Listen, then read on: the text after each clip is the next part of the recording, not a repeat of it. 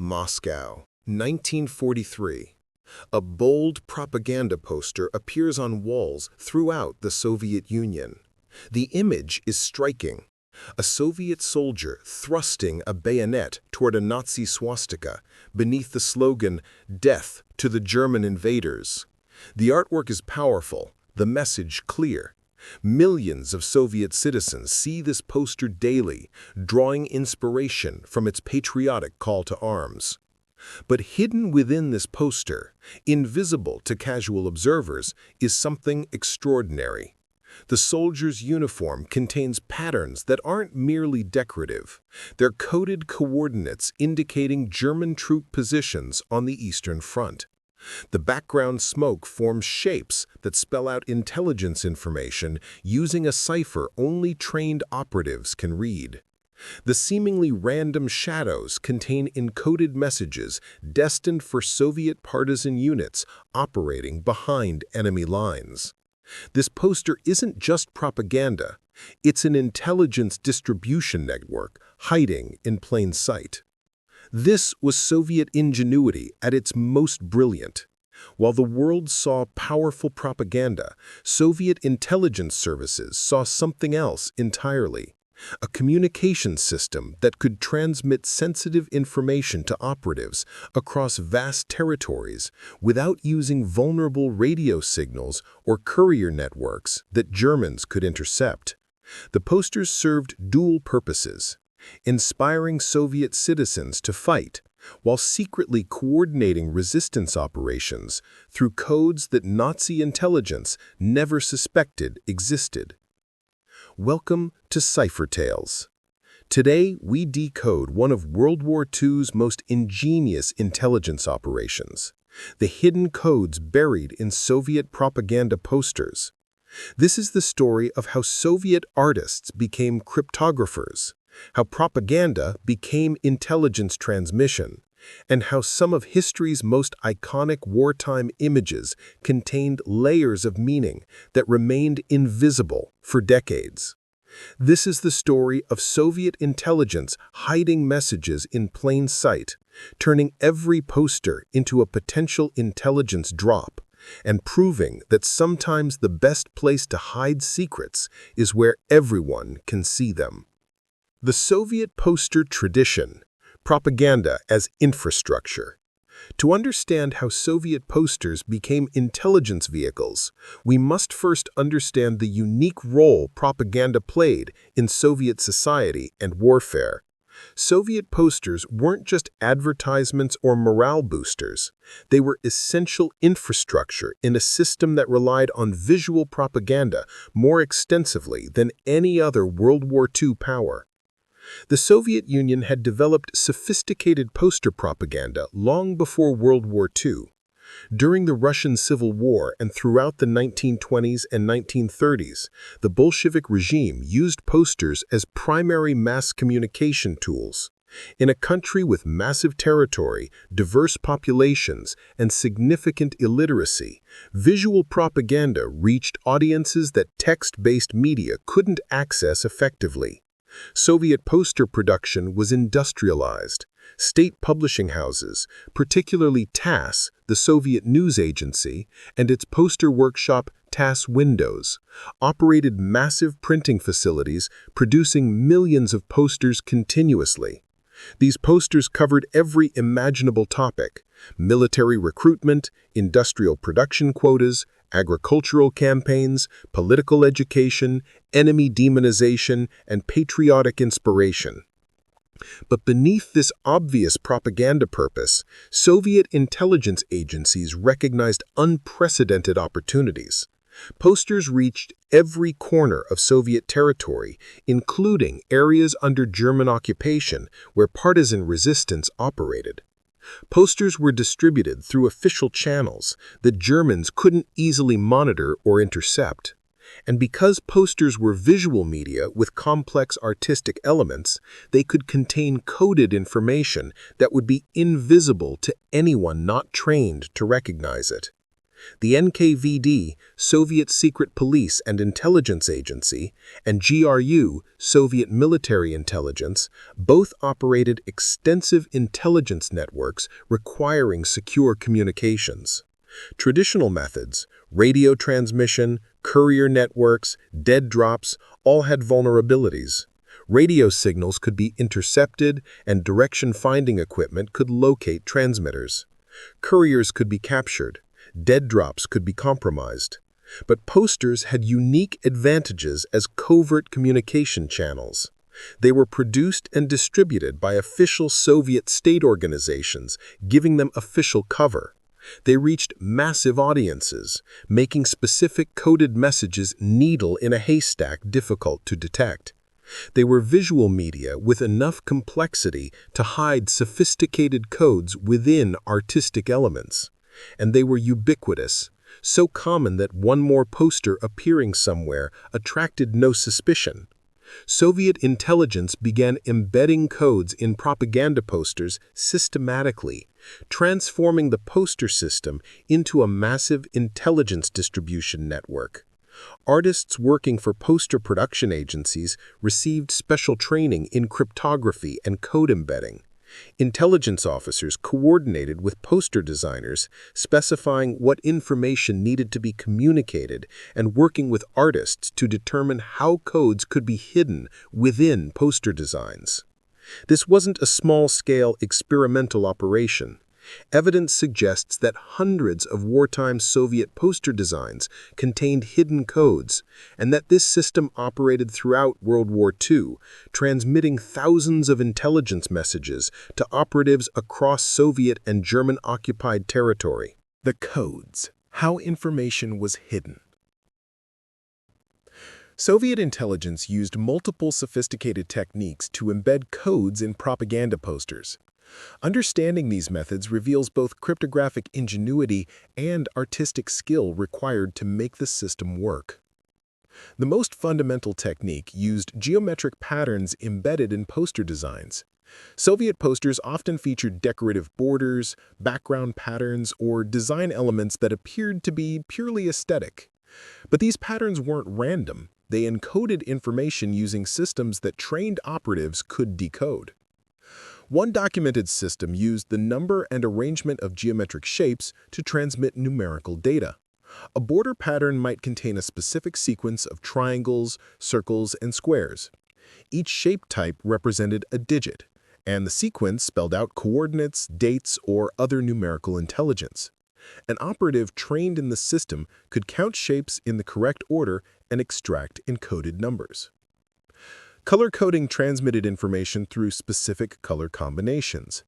Soviet posters used limited color palettes, typically red, black, white, and sometimes yellow or blue.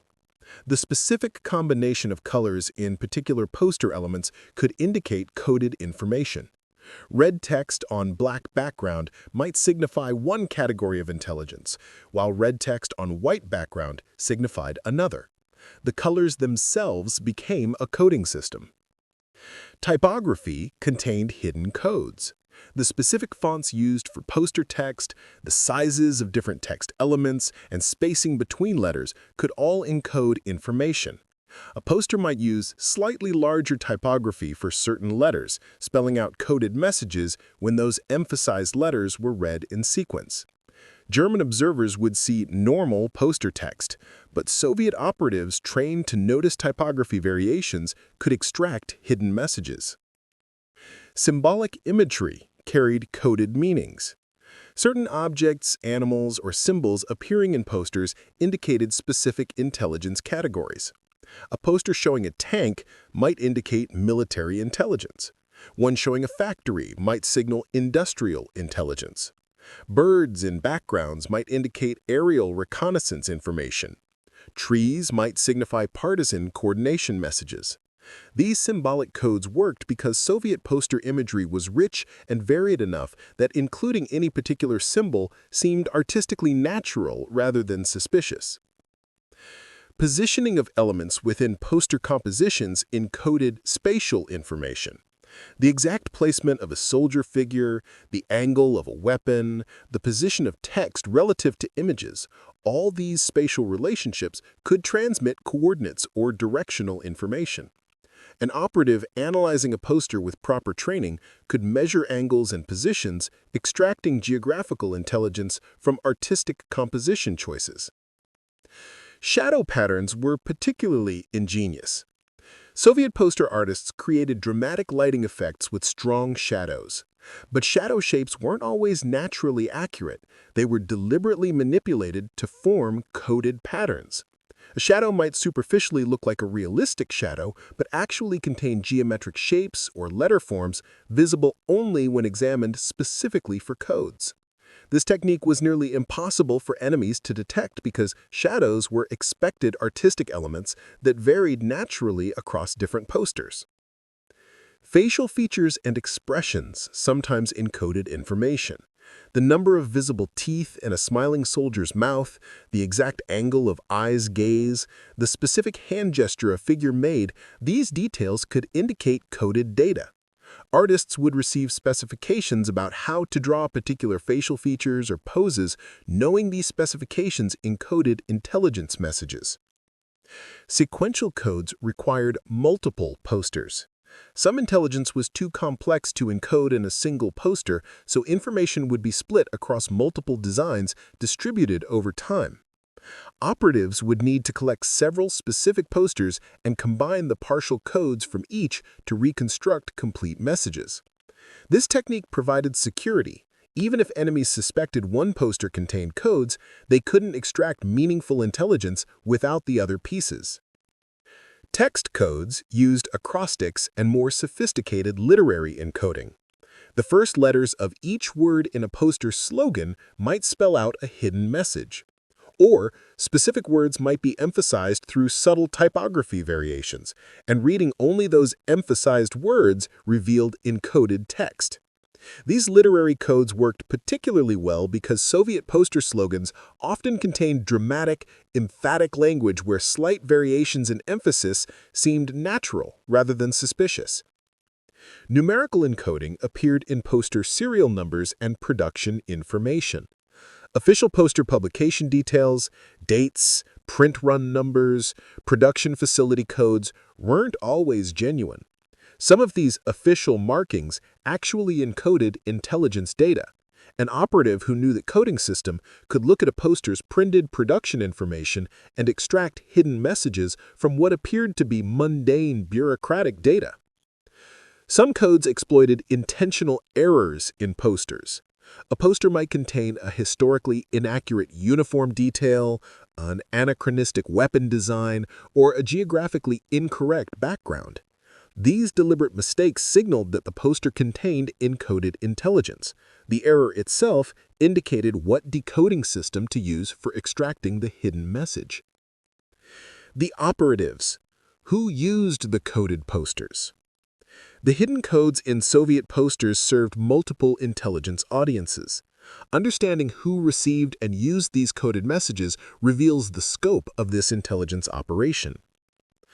Soviet partisan units operating behind German lines were primary consumers of poster-encoded intelligence. Partisans, resistance fighters conducting sabotage, intelligence gathering, and guerrilla warfare in German-occupied Soviet territory, needed coordination with Soviet high command but faced severe communication challenges. Radio contact was dangerous because German direction-finding equipment could locate transmitters, and radio sets were bulky and difficult to hide. Posters provided alternative communication channels. Soviet aircraft would drop propaganda posters over occupied territories as part of psychological warfare operations. Germans considered these routine enemy propaganda and generally ignored them.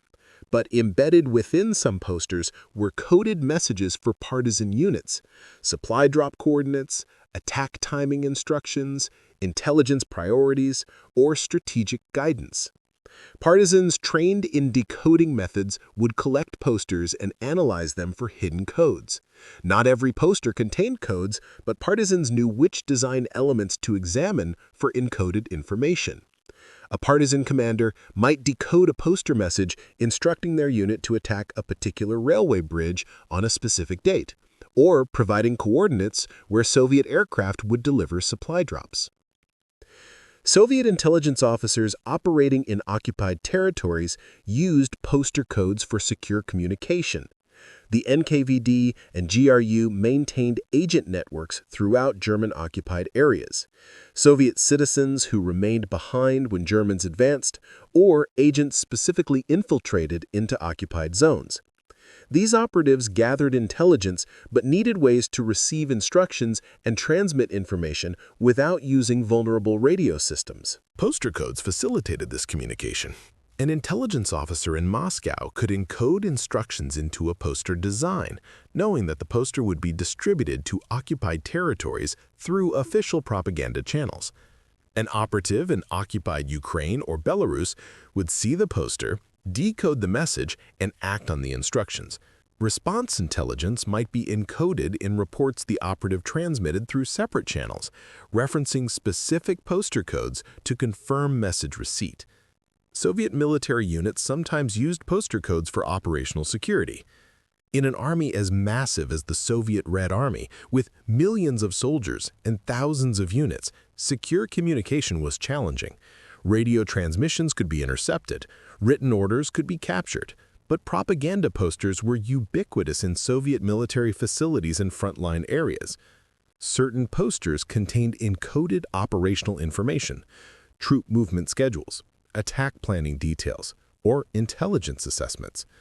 Unit commanders trained in decoding would analyze posters appearing in their areas, extracting hidden operational intelligence that supplemented official orders received through normal military channels.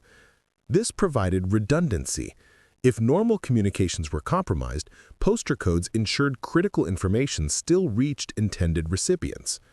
Soviet intelligence also used poster codes for counterintelligence purposes. By monitoring which coded posters appeared where and when, Soviet authorities could track information flow and potentially identify compromised networks. If a poster containing specific coded intelligence appeared in German hands quickly after distribution, it suggested German penetration of Soviet intelligence networks, triggering security investigations.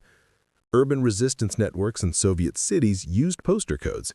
Not all resistance activity occurred in rural partisan zones. Significant underground resistance operated in Soviet cities under German occupation. These urban networks faced even greater security challenges than rural partisans, operating under intense German surveillance in densely populated areas where clandestine activities were difficult to hide. Poster codes allowed urban resistance coordination without dangerous direct communication. A resistance leader in occupied Minsk might receive instructions through poster codes without ever directly contacting Soviet intelligence. The leader would implement the instructions, perhaps passing information to other resistance members who'd also decode the same poster messages, coordinating their activities through this indirect communication system. Some evidence suggests that Soviet intelligence used poster codes to communicate with Allied intelligence services. During World War II, Soviet, British, and American intelligence cooperated despite underlying mistrust. Poster codes provided a secure way for Soviets to transmit intelligence to allies without using diplomatic channels that both sides monitored suspiciously. A Soviet poster design might contain codes that British intelligence officers in Moscow could decode, receiving intelligence the Soviets wanted to share without formal attribution. Training for poster code recognition was extensive and secretive. Operatives couldn't carry code books. If captured with decoding materials, they'd be immediately identified as intelligence agents. Instead, training emphasized memorization of coding systems. Operatives learned to recognize specific poster design elements that indicated encoded information, and practiced extraction techniques until they could decode messages quickly from memory alone. Specific examples: decoded messages. Several documented cases reveal specific Soviet posters that contained hidden codes and what intelligence those codes transmitted. These examples illuminate how the system worked in practice. One famous example is the Motherland Calls poster created by artist Irakli Toidze in 1941. This iconic image shows a woman representing Mother Russia holding a military oath while soldiers advance behind her. The poster became one of World War II's most recognizable Soviet propaganda images. But detailed post-war analysis revealed that certain versions of this poster contained encoded information. The positioning of soldiers in the background wasn't artistically random. It encoded coordinates indicating German troop concentrations near Moscow during the 1941 defense of the capital. The exact angle of the woman's raised arm indicated directional information for partisan operations. The folds in the document she holds contained shadow patterns that spelled out supply drop locations when decoded using the proper system. These codes were subtle enough that art historians studying the poster for decades never noticed them. Only after Soviet intelligence archives partially opened in the 1990s did researchers discover documentation explaining that multiple versions of famous Soviet posters had contained operational intelligence. The Motherland Calls poster served both as a powerful propaganda inspiring Soviet resistance and as an intelligence distribution tool coordinating that resistance. Another documented case involves industrial production posters that appeared in Soviet factories. These posters encouraged workers to increase ammunition and equipment production for the front, but embedded codes transmitted actual production figures, supply status information, and logistics intelligence that Soviet military planners needed for operational planning. A poster showing tanks being manufactured might have background machinery arranged in patterns encoding the actual number of tanks produced at specific factories that month. Quality control officers or intelligence operatives working in factories would decode these posters, comparing encoded production data against actual figures to verify accuracy of information flowing through official Soviet bureaucratic channels, which was often inaccurate due to officials inflating numbers to meet quotas. Partisan coordination posters from 1943 to 1944 contained particularly sophisticated codes. As Soviet forces pushed Germans westward, partisan operations behind German lines became increasingly important for disrupting German supply lines and gathering intelligence about German defensive preparations. Coordinating these partisan activities across vast territories required secure communications. Posters dropped over partisan operating areas contained encoded instructions. One documented poster from 1943 showed Soviet soldiers attacking a railway, obvious propaganda encouraging sabotage. But the specific railway depicted encoded actual coordinates of a German railway segment that partisans were ordered to attack. The date shown on a propaganda banner in the poster's corner encoded the attack timing. Even the number of soldiers depicted indicated how many partisan units should coordinate for the operation. When Germans captured these posters, they saw simple propaganda. But partisan commanders trained in decoding extracted complete operational orders from the same images. The operation succeeded, with coordinated partisan attacks destroying the specified railway section on the encoded date, disrupting German logistics exactly as Soviet High Command had planned through poster-transmitted orders. Urban resistance codes appeared in posters displayed in occupied Soviet cities. One example from occupied Kharkov involved a poster celebrating Soviet military victories. The specific battles referenced in the poster's text, when decoded through a substitution cipher system, spelled out instructions for local resistance networks about sabotage targets and timing. Germans reading the poster saw propaganda about battles that had actually occurred. Soviet resistance members saw operational orders disguised as historical references.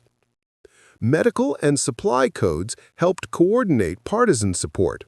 Posters showing wounded soldiers or medical facilities contained codes indicating supply drop locations and schedules. Partisans suffering casualties or running low on supplies would decode these medical-themed posters to learn when and where Soviet aircraft would deliver medical supplies, ammunition, or food. Counterintelligence codes warned operatives about compromised networks. If Soviet intelligence detected German penetration of a partisan group or urban resistance network, they'd embed warnings in posters distributed to those areas. The warning codes might indicate that certain communication channels were compromised or that specific safe houses should be abandoned. Operatives seeing these warning codes would know to activate backup security procedures without requiring direct, and potentially compromised, communication from headquarters. Post-war documentation revealed that thousands of Soviet posters contained various codes throughout World War II. The system was extensive, systematic, and remarkably effective at transmitting intelligence while hiding its existence from German counterintelligence despite their efforts to monitor Soviet communications. German counterintelligence. Did the Nazis know? German intelligence agencies were sophisticated and aggressive in hunting Soviet espionage operations. The question of whether they detected coded Soviet posters reveals both German counterintelligence capabilities and the effectiveness of Soviet code hiding. German military intelligence, the Abwehr, and Nazi security services, particularly the SD and Gestapo, actively monitored Soviet propaganda. They collected Soviet posters, analyzed their content for intelligence about Soviet morale and military situation, and studied propaganda techniques for counter-propaganda purposes. German analysts examined thousands of Soviet posters throughout the war. But available evidence suggests Germans never systematically detected that Soviet posters contained hidden intelligence codes. Declassified German intelligence documents from World War II show no indication that German agencies suspected or investigated coded Soviet poster systems.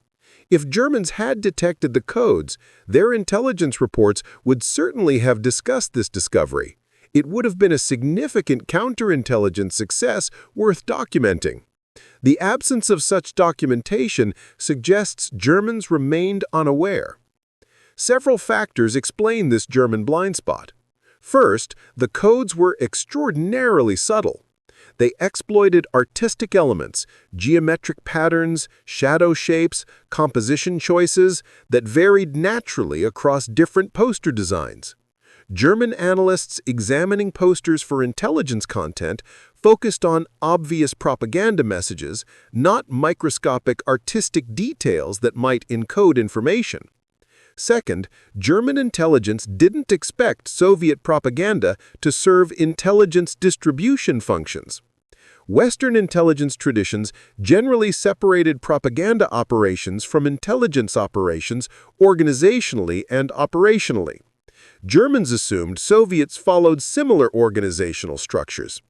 The idea that Soviet propaganda posters might simultaneously serve as intelligence distribution networks was outside German analytical frameworks. Third, detecting codes required knowing what to look for. Without prior knowledge that codes existed and understanding of coding systems used, German analysts examining posters would see only propaganda artwork. The codes were designed to be invisible without proper decoding knowledge. Counterintelligence implications and lessons. The Soviet poster code system offers valuable insights into international intelligence operations. Exactly the principle behind effective steganography. There were occasional German suspicions. Some German intelligence reports noted that Soviet partisans seemed remarkably well coordinated despite apparent communication difficulties. Germans wondered how partisans received instructions and intelligence. They investigated radio transmissions, courier networks, and infiltration routes, but apparently never considered that propaganda posters might be communication vehicles. A few German intelligence officers reportedly suspected that Soviet propaganda materials might contain hidden messages. Some memos suggested investigating Soviet posters and publications for possible codes, but these suspicions never translated into systematic code hunting operations that might have uncovered the poster coding systems. German intelligence resources were stretched across multiple priorities, and without clear evidence that poster codes existed, allocating significant resources to investigating this possibility seemed unjustified. German attempts to jam or suppress Soviet propaganda indirectly protected the coding system. Germans tried to prevent Soviet posters from reaching populations in occupied territories, conducting campaigns to collect and destroy Soviet propaganda materials. But these suppression efforts were never completely effective. Too many posters were distributed across too vast an area for comprehensive collection. The suppression efforts made Germans focus on preventing poster distribution rather than analyzing poster content for potential codes. Soviet operational security helped maintain code secrecy. Only limited personnel knew about poster coding systems. Artists embedding codes, intelligence officers coordinating the system, and operatives trained in decoding all operated under strict security protocols. Compartmentalization meant that even if Germans captured and interrogated one person who knew about poster codes, that person wouldn't know enough about the broader system to compromise it entirely. The massive volume of Soviet poster production also provided security through noise.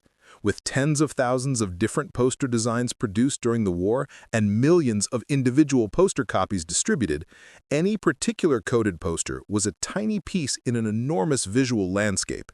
Even if German intelligence examined some coded posters specifically, the sheer quantity of posters made systematic code detection practically impossible without knowing codes existed. Post-war, when Cold War intelligence agencies investigated Soviet World War II intelligence operations, discovering the poster coding system surprised Western analysts.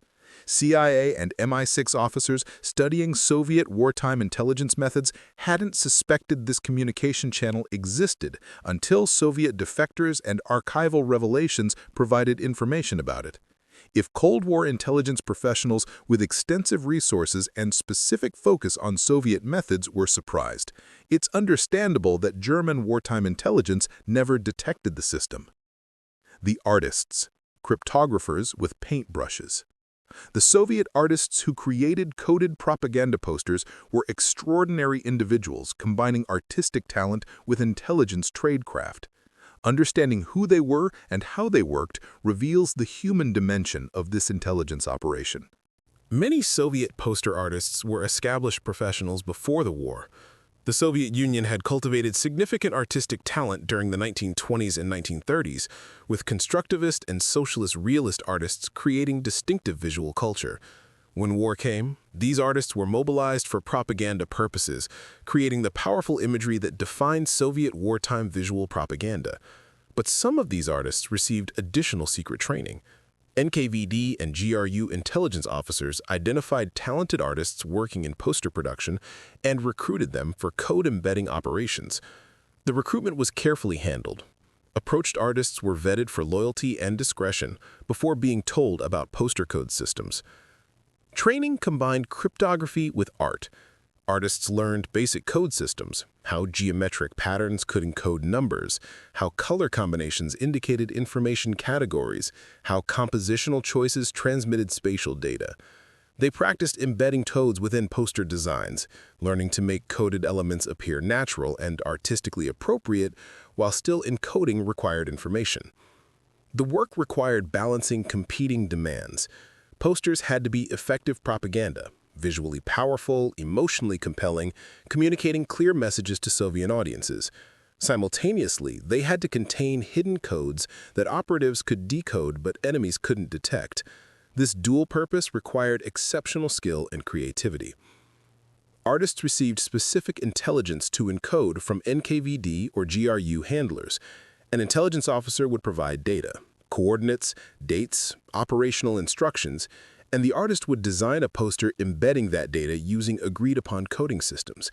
The collaboration between intelligence officers and artists was close and ongoing, with officers sometimes requesting specific coding elements and artists suggesting how codes could be hidden within particular poster designs. Some artists specialized in particular types of coded posters. One artist might focus on partisan coordination posters, becoming expert at encoding geographical and timing information. Another might specialize in industrial production posters containing logistics intelligence. This specialization allowed artists to develop sophisticated techniques for their particular intelligence domains. The psychological burden was significant. Artists knew that mistakes in code embedding could cost operatives lives. If codes were detected, entire networks could be compromised. If codes were embedded incorrectly, operatives might receive wrong intelligence, leading to failed operations. The responsibility was crushing. Artistic work became literally life-and-death intelligence operations. Artists also faced risks. German intelligence hunted Soviet operatives aggressively. If Germans discovered that specific artists embedded codes in posters, those artists would be priority targets for capture and interrogation. Some artists working on coded posters were captured when Germans overran Soviet territory in early war years. Whether any revealed poster coding information under torture isn't definitively documented, but the possibility created constant fear. After the war, artists who'd worked on coded posters rarely received recognition. The intelligence operations remained classified for decades. Artists couldn't discuss their wartime intelligence contributions without violating security protocols. Some took their secrets to graves, never publicly acknowledged for their role in Soviet wartime intelligence success. When Soviet archives partially opened after the Cold War ended, researchers began discovering documentation about poster code systems. Historians identified some artists who'd worked on coded posters and interviewed survivors. These interviews revealed the complexity of the artist's work and the psychological stress they had endured. One artist interviewed in the 1990s described the process. "I would receive requirements from the intelligence officers, specific numbers, dates, locations to encode. Then I had to design a poster that served as powerful propaganda while hiding those codes. Every line, every shadow, every color choice had to serve dual purposes. The pressure was enormous. But we believed the work was crucial to defeating the fascists, so we did it despite the fear." Another artist recalled, "We couldn't tell anyone what we were doing. Our families didn't know. Other artists working alongside us didn't know. We lived with secrets that could get us killed if revealed. After the war, we still couldn't talk about it, so our contribution to victory remained invisible, known only to intelligence services and the operatives whose lives depended on our codes." The artists who created Soviet-coded posters deserve recognition as intelligence professionals who fought World War II with unique weapons, combining artistic creativity with cryptographic skill to create communication systems that helped coordinate Soviet resistance and contributed to eventual victory. The legacy: code hiding in the modern era. The Soviet poster coding system influenced subsequent intelligence operations and continues relevant to contemporary information warfare and steganography. Understanding this legacy reveals how World War II innovation shaped modern intelligence tradecraft. Cold War intelligence agencies studied Soviet poster coding when it became known post-war. The CIA and MI6 analyzed the techniques, recognizing the value of hiding intelligence in publicly distributed materials. This influenced Cold War steganography, the practice of concealing messages within other non-secret text or data. During the Cold War, intelligence services experimented with hiding codes in various public media, newspapers, magazines, television broadcasts, even commercial products. The principle, pioneered with Soviet posters, that public information channels could secretly transmit intelligence, became standard tradecraft. While specific techniques evolved, the conceptual foundation traced directly to Soviet World War II poster operations. Modern digital steganography descends intellectually from techniques like Soviet poster codes. Contemporary methods hide data in digital images, audio files, or video streams, exploiting the same principle that Soviet artists used, embedding information in media elements that appear normal to casual observation but contain hidden layers of meaning for those who know how to extract them. Commercial applications of steganography owe partial debt to intelligence operations like Soviet poster coding. Digital watermarking, Copyright protection systems and various anti-counterfeiting technologies use steganographic techniques to embed information in images or documents.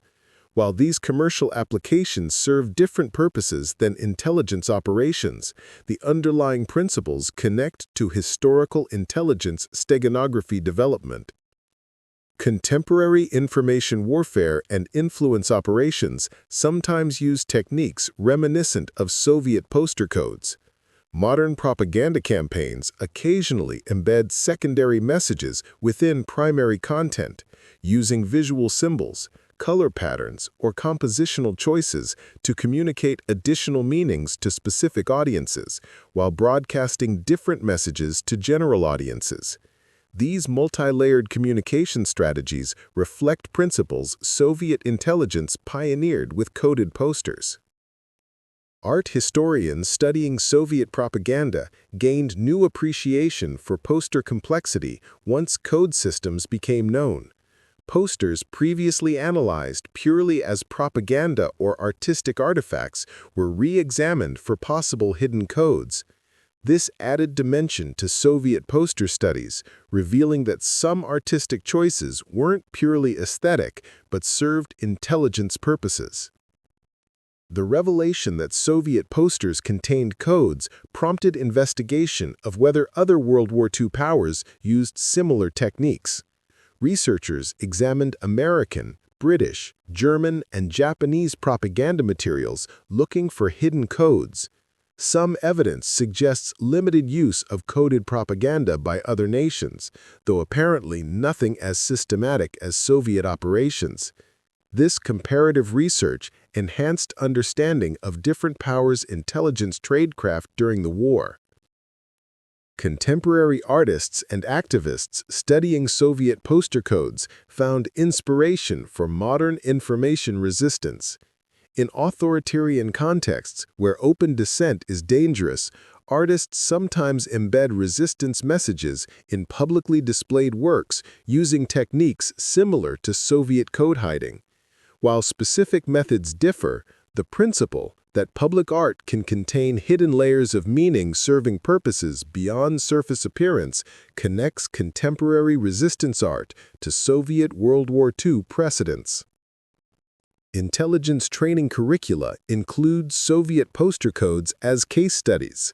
Future intelligence officers study this operation as an example of creative problem-solving, demonstrating how intelligence challenges can be addressed through innovative thinking that exploits unlikely communication channels. The poster codes illustrate principles still relevant to contemporary intelligence operations. The ethical questions raised by using propaganda for intelligence purposes remain relevant. Soviet poster codes exploited public information channels for secret intelligence transmission, blurring lines between propaganda and intelligence operations. Contemporary debates about intelligence services relationships with media organizations and public information channels echo tensions inherent in operations like Soviet-coded posters. The hidden codes buried in Soviet World War II propaganda posters represent one of history's most ingenious intelligence operations. While the world saw powerful propaganda inspiring Soviet resistance against Nazi invasion, Soviet intelligence services saw something else entirely: a vast communication network transmitting operational intelligence to operatives across immense territories without using vulnerable radio systems or courier networks. Soviet poster artists became cryptographers, embedding messages in geometric patterns, shadow shapes, color combinations, and compositional choices. Intelligence officers became art directors, specifying what information needed encoding and collaborating with artists to hide codes within propaganda designs. Partisan fighters and resistance operatives became art critics, analyzing propaganda imagery to extract hidden operational orders. The brilliance lay in exploiting the obvious to hide the secret. Propaganda posters were ubiquitous, expected, unexceptional. Germans saw them constantly but paid them minimal analytical attention. They were just enemy propaganda, crude attempts at morale building. The last thing German intelligence suspected was that these posters simultaneously served as sophisticated intelligence distribution tools carrying operational orders to Soviet operatives throughout occupied territories. The system worked because it operated at the intersection of art, intelligence, and psychology. Artists provided creative skills to make codes invisible within aesthetic elements. Intelligence services provided cryptographic expertise to design secure coding systems. Psychology explained why humans examining propaganda would focus on obvious surface messages, while codes hidden in artistic details remained unnoticed. Soviet partisans coordinated operations through poster-transmitted orders. Urban resistance networks received instructions disguised as propaganda slogans. Military commanders supplemented official orders with intelligence decoded from posters appearing in their units' areas. All this happened in plain sight, with Germans never realizing that Soviet propaganda materials carried operational intelligence beneath their patriotic surfaces. The human cost deserves acknowledgement. Artists embedding codes worked under crushing pressure, knowing mistakes could cost lives. Operatives decoding posters risked execution if caught with suspicious materials. Everyone involved lived with secrets that could trigger torture and death if revealed. They endured this danger believing their invisible war mattered, that coordinates hidden in poster backgrounds and timing instructions buried in shadow patterns contributed meaningfully to defeating Nazi Germany. If this deep dive into the hidden codes buried in Soviet World War II propaganda posters captivated you, please subscribe to Cipher Tales for more decoded mysteries from the hidden history of World War II. Hit the notification bell so you never miss our next upload. Like this video if you found it revealing and thought-provoking. Every like helps us reach more people who appreciate the complex, hidden dimensions of history. Comment below and tell us, were you surprised that Soviet propaganda posters contained intelligence codes? Can you think of modern parallels where public information channels might hide secret communications? What other World War II propaganda and espionage intersections should we decode next? British deception operations using false documents? Japanese codes hidden in cultural materials? The role of music in intelligence operations? Share this video with anyone fascinated by cryptography, intelligence operations, Soviet history, or the hidden ways wars are fought beyond battlefields. Until then, remember, the most secret messages are often those hidden where everyone can see them. This has been Cipher Tales. Keep questioning, keep decoding, keep discovering the secrets that changed history.